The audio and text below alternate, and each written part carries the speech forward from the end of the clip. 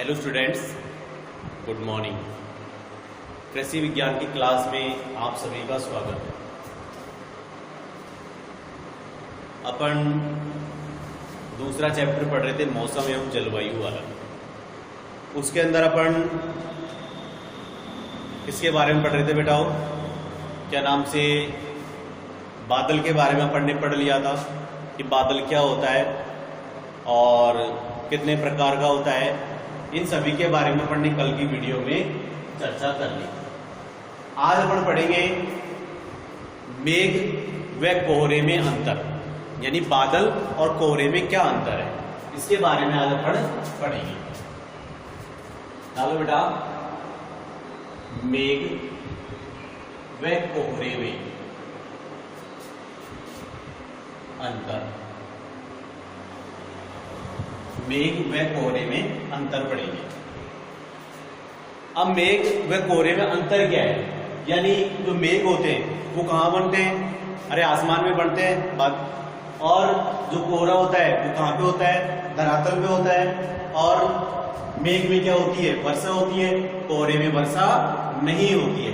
इस प्रकार से हमारे इसके 4-5 अंतर है, इसलिए डालो, एक साइड डालो बेटा मेघ, एक साइड डाल लो मेघ और एक साइड डालना आप कोहरा। पहला अंतर लिखेंगे अपन, मेघ का निर्माण, मेघ का निर्माण अधिक ऊंचाई पर होता है, अधिक ऊंचाई पर होता है। यानी कहने का मतलब जो बादल है उनका निर्माण कहां होता है? अरे ऊंचाई तो होता है, ये थोड़े धरातल पे होते हैं। आगे लिखो कोहरे, कोहरे का निर्माण दो वायु राशियों, यानी कहने का मतलब जब दो वायु राशियां आपस में टकराएंगे, यानी दो वायु राशियों, कोहरे का निर्माण दो वायु राशियों से होता है। कहां होता है? धरातल पे होता है। कोहरे का निर्माण दो वायु राशियों से धरातल पर होता है, धरातल पर होता है। पहला पॉइंट क्लियर। दूसरा, मेघ क्या करते हैं? वर्षा करते हैं। तो लिख लो, इनमें वर्षा होती है, इनमें वर्षा होती है। और कोहरे में क्या होता है? बारिश नहीं होती। इसमें वर्षा नहीं होती है, इसमें वर्षा नहीं होती है। तीसरा पॉइंट क्या आएगा कि क्या नाम से? जल कणों की मोटाई इसमें क्या होती है? अधिक होती है। इसमें मेघ में लिखो, इसमें जल कणों की मोटाई, जल कणों की मोटाई अधिक होती है, जल कणों की मोटाई अधिक होती है। कोहरे में, इसमें, अरे इसमें जल कण क्या होते हैं? अधिक मोटे होते हैं, जबकि कोहरे में क्या होते हैं? यानी जल कणों की मोटाई क्या होती है? कम होती है। इसमें जल कणों की मोटाई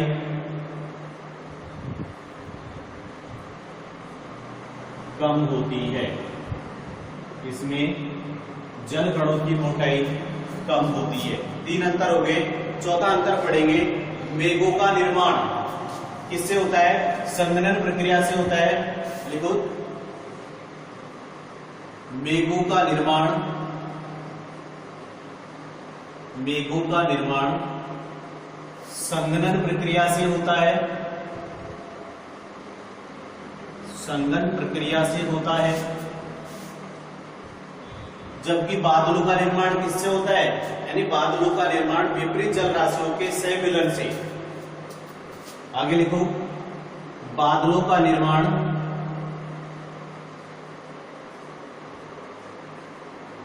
यानी जो बादलों का निर्माण होगा वो जल राशियों के सहमिलन, जल राशियों के सहमिलन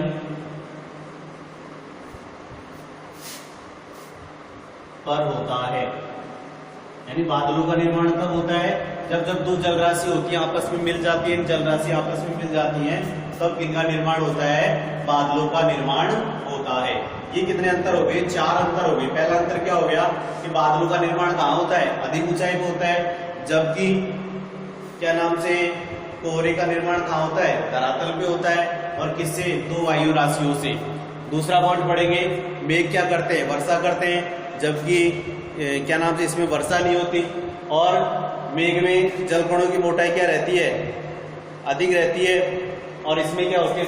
जलकणों की मोटाई कम होती है। इसमें मेघों का निर्माण किससे होता है? संघनन प्रक्रिया से होता है। कौन सी प्रक्रिया से? संघनन प्रक्रिया से। जबकि इसमें बादलों का निर्माण जल राशियों के सहमिलन पर होता है। ये 4 अंतर हो गए। अब पढ़ेंगे अपन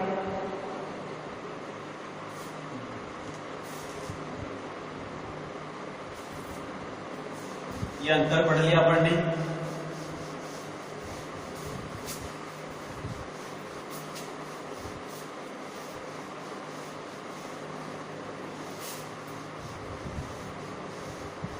अब पढ़ेंगे बेटाओ कि बादल निरंतर छाए रहते हैं और वर्षा नहीं होती है, तब फसलों पे क्या प्रभाव पड़ता है, इसके बारे में अपन पढ़ेंगे। यानी कहने का मतलब बादल निरंतर छाए रहते हो और उसका फसलों पर, और वर्षा नहीं होती हो तो उसका फसलों पे क्या प्रभाव पड़ता है।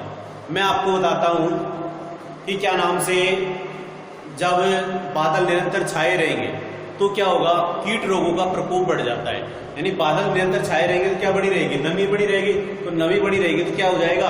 किसका प्रकोप बढ़ जाएगा? कीट एवं रोगों का प्रकोप बढ़ जाता है। और जैसे मावट होती है, अरे मावट के टाइम जनवरी के माह में यदि बारिश नहीं होती है, बादल से छाए रहते हैं, तो सरसों में तो सफेद रोली रोग बढ़ जाता है। कौन सा? सफेद रोली रोग। और गेहूं में रस्ट नामक बीमारी हो जाती है यदि बादल छाए रहेंगे तो।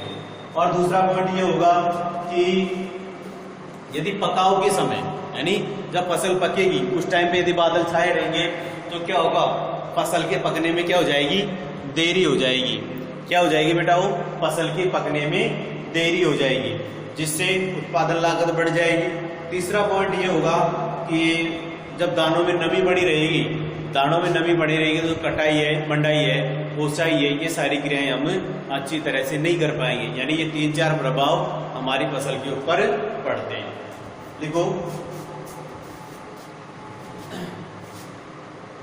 हेडिंग डालो, बादल छाए रहने से, बादल छाए रहने से फसलों पर क्या प्रभाव पड़ता है।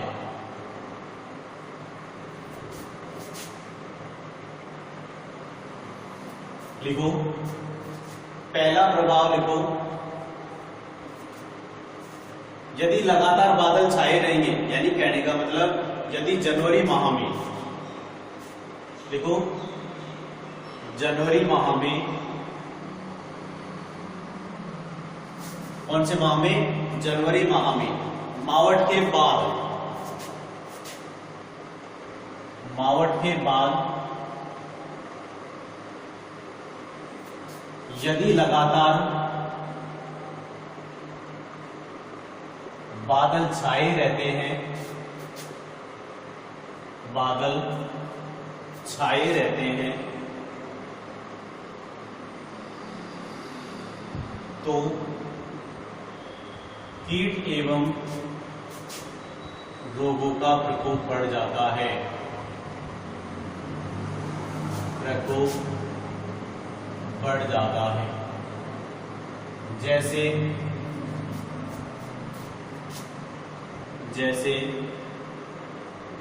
सरसों में सफेद रोली रोग, सफेद रोली रोग, गेहूं में रस्ट, यानी ये दो बीमारियों का प्रकोप क्या हो जाता है, बढ़ जाता है। यदि जनवरी माह में मावठ के बाद लगातार यदि बादल छाए रहेंगे तो नमी बनी रहेगी, और नमी बनी रहेगी तो किसका प्रकोप बढ़ जाएगा, कीट एवं रोगों का प्रकोप बढ़ जाता है, जिससे सरसों में कौन सा रोग हो जाएगा, सफेद रोली रोग हो जाएगा, और गेहूं में कौन सा रोग हो जाएगा बेटाओ, रस्ट नामक रोग हो जाएगा। आगे लिखो, लगातार बादल छाए रहने से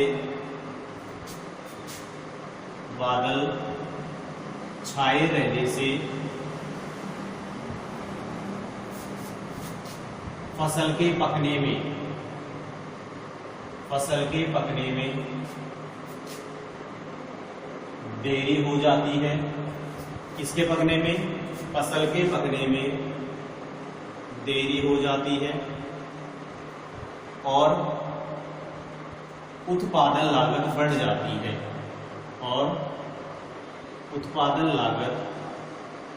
जाती है,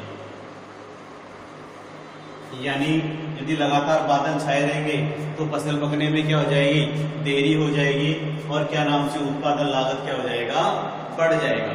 अगला पॉइंट पढ़ेंगे,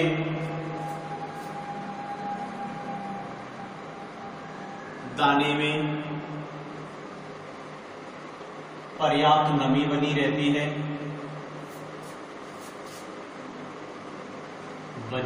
है,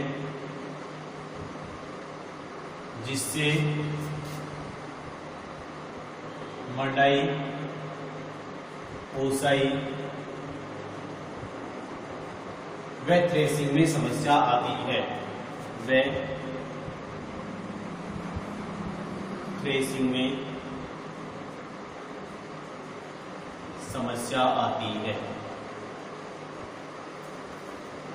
यानी कहने का मतलब ये तीन प्रभाव हो जाएंगे। यानी फसलों पे क्या प्रभाव पड़ेगा, पहला प्रभाव तो ये पड़ेगा, कीट रोगों का प्रकोप बढ़ जाएगा। दूसरा क्या होगा, लगातार बादल छाए रहेंगे तो फसल के पकने में देरी हो जाएगी। और तीसरा प्रभाव ये होगा कि दाने में पर्याप्त नमी बनी रहेगी, जिसके कारण मंडाई, ओसाई और जो थ्रेसिंग की क्रिया है उसमें क्या आएगी, समस्या आती है। इस प्रकार से बादल छाए रहने से हमारी फसलों पर ये विपरीत प्रभाव पड़ता है। क्या पढ़ेंगे, प्रसरण पढ़ेंगे। यानी ये लगातार बादल छाए रहने से क्या नाम से जो फसलों पे प्रभाव था वो अपन ने पढ़ लिया। अब अगला पॉइंट पढ़ेंगे, पांचवा पॉइंट प्रसरण। कौन सा पॉइंट पढ़ेंगे, प्रसरण।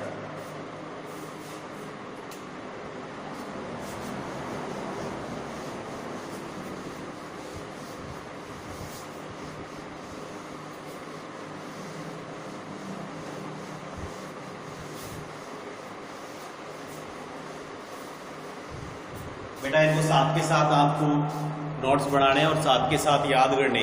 ये नहीं कि क्या नाम से कि उतारा नहीं, ध्यान नहीं दिया और उतार के मतलब आड़ा में मेल दिया, या नहीं होना चाहिए, साथ के साथ याद होना चाहिए।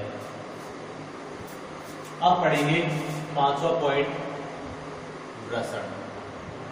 वृषण बोल दो या क्या बोल दो, वृष्टि बोल दो। अब वृषण क्या होता है, ये हमारा वायुमंडल है।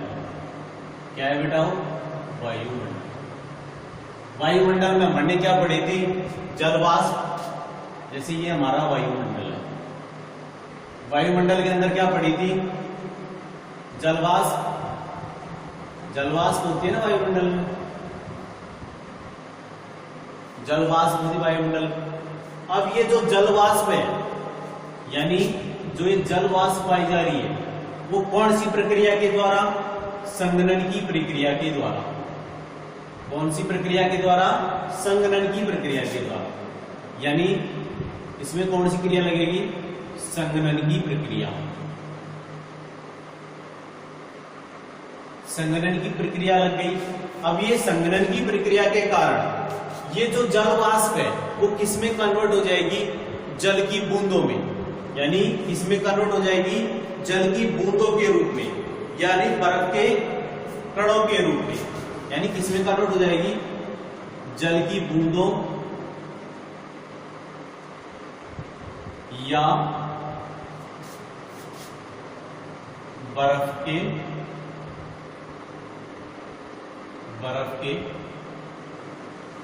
कणों में,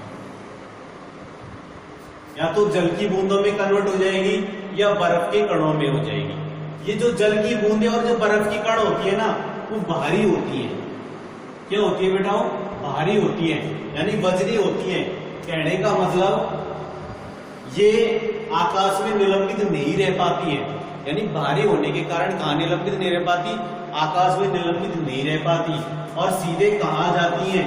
ये जल की बूंदें और ये बर्फ की बूंदें सीधे कहां जाती हैं? धरातल पे आ जाती हैं। कहां जाती हैं? धरातल पे। जब ये धरातल पे आ जाएंगे तो इसे क्या बोलते हैं? वृष्टि या वर्षण कहते हैं। क्या कहते हैं? वृष्टि या वर्षण। वृष्टि या वर्षण आया समझ? वृष्टि या वर्षण किसे कहते हैं? वायुमंडल में जो जलवाष्प होती है, संघनन की प्रक्रिया के द्वारा जल की बूंदों ये बर्फ के कणों में बदल जाएगा। ये जल की बूंदें और बर्फ के कण भारी होने के कारण कहां नहीं रुक पाती? वायुमंडल में नहीं रुक पाती, जिसके कारण सीधे कहां जाती है? धरातल पर आ जाती है। तो इसे क्या कहेंगे? वृष्टि या वर्षण कहते हैं। क्या कहते हैं बेटा? वो वृष्टि या वर्षण कहते हैं। आ गया समझ कि वृष्टि क्या होता है? वायुमंडल के अंदर क्या होता है? जलवाष्प होता है। जलवाष्प कौन सी प्रक्रिया के द्वारा कन्वर्ट हो जाएगा? जल की बूंदों में बर्फ कणों में, संघनन की प्रक्रिया के द्वारा। और ये भारी होने के कारण, बर्फ की कण और जल की बूंदें भारी होने के कारण कहां जाएंगी? धरातल पे आ जाएंगी। उसी क्या कहते हैं? वृष्टि या वर्षण कहते हैं। क्या कहते हैं? वृष्टि या वर्षण कहते हैं। डेफिनेशन लिख लो बेटा इसकी।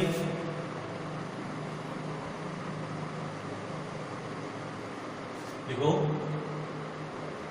वायुमंडल में उपस्थित जलवाष्प,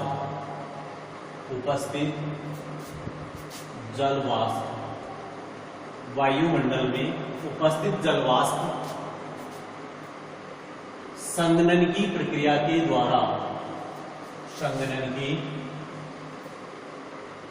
प्रक्रिया के द्वारा, किसके द्वारा? संघनन की प्रक्रिया के द्वारा जल की बूंदों व बर्फ के कणों में, यानी किसके रूप में? या तो जल की बूंदों में यानी बर्फ के कणों के रूप में, कणों के रूप में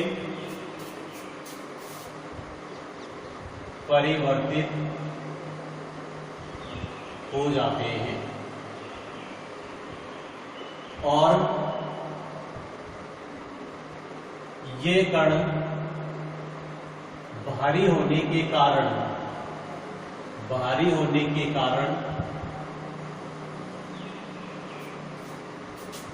धरातल पर आ जाते हैं। उसे वृष्टि या वर्षण कहते हैं। आ गया समझ कि वृष्टि या वर्षण क्या होता है? वायुमंडल में क्या होती है? जलवाष्प होती है। जलवाष्प में कौन सी क्रिया होगी? संघनन की क्रिया होगी। संघनन की क्रिया के कारण जल की बूंदों में या बर्फ के कणों में जलवाष्प बदल जाएगी, और ये दोनों चीजें भारी होने के कारण कहां जाएंगे? धरातल पे आ जाएंगे। और इस क्रिया को क्या बोलते हैं? वृष्टि या वर्षण कहते हैं। क्या कहते हैं? वृष्टि या वर्षण। इसका एक्सप्लेन मैंने यहाँ पे कर दिया। अब बेटा आगे पढ़ेंगे कि वर्षा का अनुकूल प्रभाव। क्या पढ़ेंगे? कि वर्षा का अनुकूल प्रभाव, कि वर्षा का अनुकूल प्रभाव क्या रहता है हमारी फसलों पे।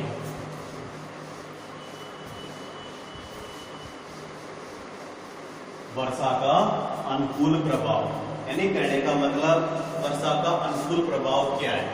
या डाल दो हेडिंग, वर्षा का अनुकूल प्रभाव।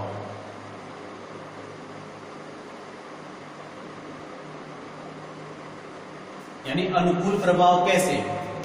जैसे मान लीजिए बाजरे की बुआई का समय जून जुलाई है भाई। जून जुलाई में यदि बारिश हो जाती है तो हमारी खरीफ की फसल समय पर बुआई हो जाएगी। वो क्या कहलाएगा? अनुकूल प्रभाव कहलाएगा। क्या कहलाएगा? अनुकूल प्रभाव कहलाएगा।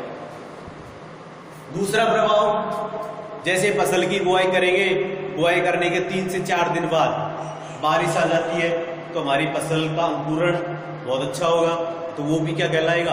अनुकूल प्रभाव कहलाएगा। तीसरा अनुकूल प्रभाव, जैसे कि क्या नाम से, तीसरा अनुकूल प्रभाव की क्या नाम से,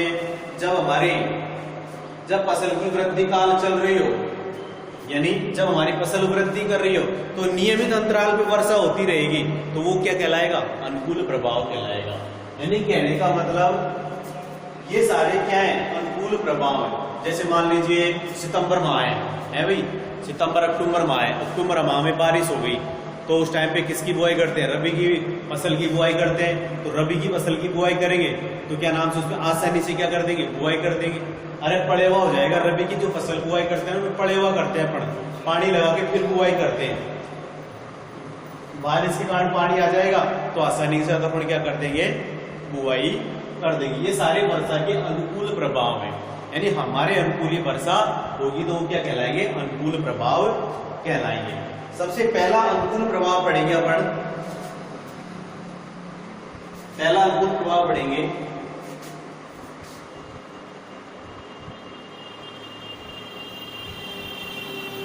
जून जुलाई माह में।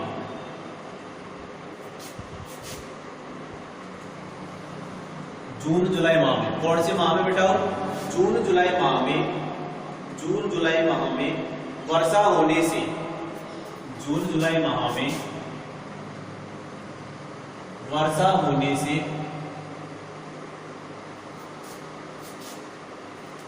खरीफ की फसल, खरीफ की फसल, खरीफ की फसल जैसे ज्वार, बाजरा, मक्का आदि की सही समय पर, आदि की सही समय पर बुआई हो जाती है। सही समय पर बुआई हो जाती है। यानी जून जुलाई माह में यदि वर्षा होती है और वर्षा होने से जो खरीफ की फसल है जैसे ज्वार है, बाजरा है, मक्का है, इनकी क्या नाम से सही समय पे क्या हो जाएगी? बुआई हो जाती है। पहला अनुकूल प्रभाव ये हो गया। दूसरा प्रभाव पढ़ेंगे बुआई के समय वर्षा होने के बाद कई दिन तक मौसम साफ रहने से बीजों का अंकुरण तेजी से होता है। यानी जब बुआई का, जैसे बुआई के समय बारिश हो गई और 2-3 दिन तक कोई बारिश नहीं हुई और मौसम साफ रहा तो बीजों का अंकुरण क्या होगा? अच्छा होगा। तो वो भी क्या है? अनुकूल प्रभाव है। लिख लो, बुआई के समय अच्छी वर्षा होने के बाद, होने के बाद 3 से 4 दिन तक, 3 से 4 दिन तक वर्षा न होने पर, वर्षा न होने पर बीजों का अंकुरण, बीजों का अंकुरण अच्छा होता है। बीजों का अंकुरण अच्छा होता है। यानी कहने का मतलब फसल की बुआई कर दी, उस टाइम बारिश हो गई और बारिश होने के बुआई के 3 से 4 दिन तक कोई बारिश नहीं होती है तो बीजों का अंकुरण क्या होता है? बहुत ही अच्छा होता है। यानी बीजों का अंकुरण अच्छे से होता है। तीसरा प्रभाव पढ़ेंगे अपन कि क्या नाम से, जब फसल की वृद्धि काल चल रहा हो, यानी जब फसल वृद्धि कर रही हो, लिखो जब फसल का वृद्धि काल चल रहा होता है चल रहा हो उस समय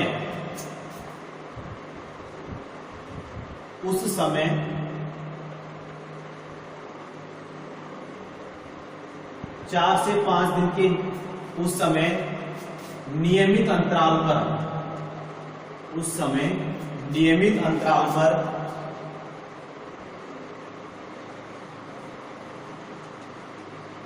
वर्षा होने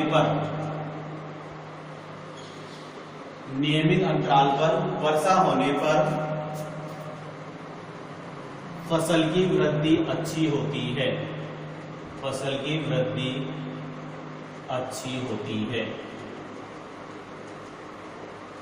क्लियर? यानी जब फसल का वृद्धि काल चल रहा हो उस समय नियमित अंतराल में जब वर्षा होती रहेगी तो फसल की वृद्धि क्या होगी? अच्छी होगी। आगे पढ़ेंगे अगला पॉइंट कि क्या नाम से सितंबर माह में, कौन से माह में? सितंबर माह में। देखो चौथा पॉइंट, सितंबर माह में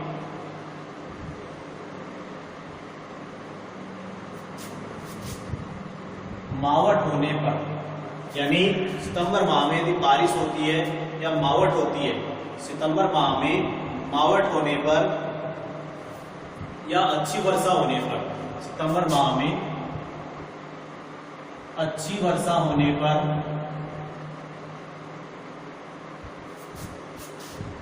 रबी की फसलों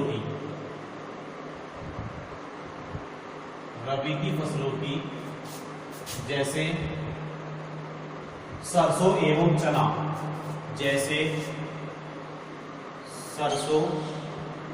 एवं चना, चने की बुआई समय पर हो जाती है।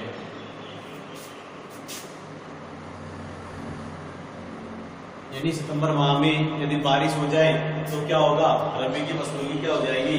सही समय पर बुआई हो जाएगी। आगे लिखो, मान लीजिए रबी की फसलों में, लिखो रबी की फसलों में कौन से माह में? यदि दिसंबर जनवरी माह में अच्छी बारिश हो गई तो क्या हो जाएगी? जैसे मावठ हो गई, दिसंबर जनवरी माह में मावठ हो गई तो अच्छी पैदावार, अच्छी उपज प्राप्त होती है। रबी की फसलों में दिसंबर जनवरी माह में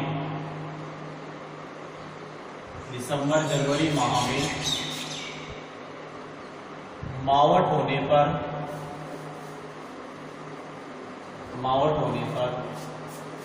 अच्छी उपज प्राप्त होती है।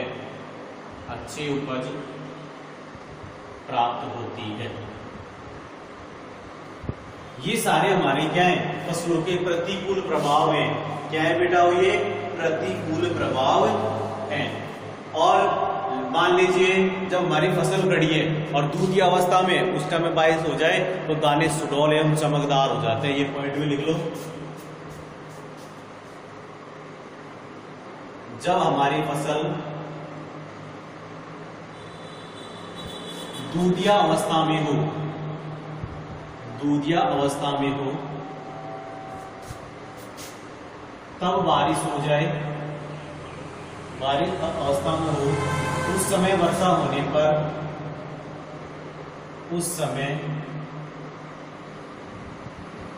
होने पर दाने सुडौल एवं चमकदार हो जाते हैं। दाने सुडौल एवं चमकदार हो जाते हैं।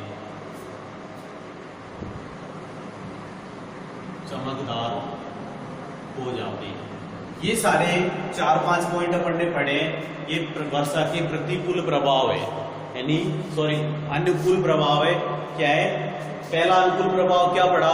मान लीजिए जून जुलाई माह में बारिश हो गई सही समय पे तो क्या होगा? खरीफ की फसल की सही समय पे बुआई हो जाएगी और उपज में वृद्धि हो जाएगी। दूसरा पॉइंट ये पड़ा कि क्या नाम से जैसे अपन ने फसल की बुआई कर दी उसके 3 से 4 दिन तक कोई बारिश नहीं होती है तो बीजों का अंकुरण अच्छा होगा। यदि फसल का जब वृद्धि काल चल रहा होता है उस समय यदि नियमित अंतराल पे बारिश होती रहेगी तो क्या नाम से फसल अच्छी वृद्धि करेगी। उसके बाद में क्या नाम से सितंबर माह में यदि बारिश हो जाती है, जो रबी की फसल है जैसे चना सरसों है, इनकी बुआई क्या हो जाएगी, सही समय पे हो जाएगी। और यदि रबी की फसल में दिसंबर जनवरी माह में मावट हो जाती है तो अच्छी उपज प्राप्त होती है। और लास्ट में जब हमारे दाना दूधी अवस्था में रहता है उस समय बारिश हो जाए तो दाना सुडौल एवं चमकदार हो जाता है। ये सारे अपन ने वर्षा के क्या पढ़ लिए बेटा, अनुकूल प्रभाव पढ़ लिए। कितने, 6 हमने अनुकूल प्रभाव पढ़ लिए। इसके बाद में अपन पढ़ेंगे कि क्या नाम से वर्षा का फसलों पर प्रतिकूल प्रभाव, यानी कहने का मतलब ये तो क्या पढ़े थे, अनुकूल प्रभाव पढ़े थे, और अब पढ़ेंगे वर्षा का फसलों पर प्रतिकूल प्रभाव।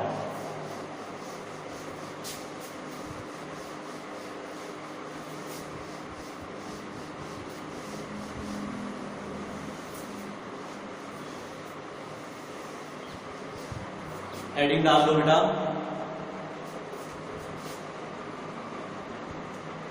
वर्षा का फसलों पर प्रतिकूल प्रभाव। अभी तो अपन ने पढ़े थे सारे अनुकूल प्रभाव। क्या पढ़े थे, अनुकूल, यानी हमारी फसल के अनुकूल वर्षा हुई थी तो हमें कितना लाभ मिला। यदि प्रतिकूल पढ़ेंगे यानी कहने का मतलब विपरीत, क्या पढ़ेंगे, विपरीत। अब विपरीत में जैसे वर्षा का असमान वितरण होना, अतिवृष्टि होना, अनावृष्टि होना, ये सारे किसके अंतर्गत आएंगे, वर्षा पर फसलों के प्रतिकूल प्रभाव आएंगे।